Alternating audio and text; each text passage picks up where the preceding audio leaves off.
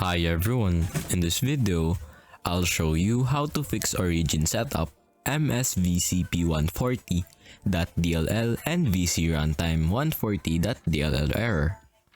First, open your Chrome, wait for it to load up, search this up,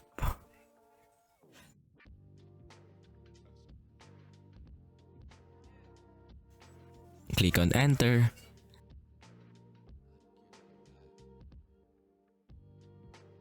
Now click on the first link.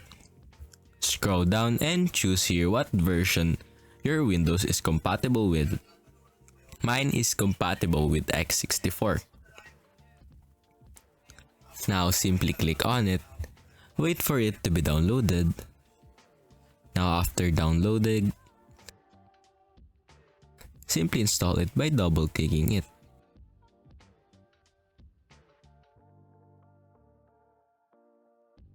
Now, click this following.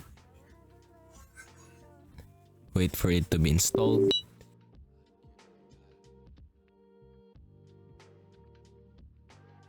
After it got installed, you need to restart your PC and that's it.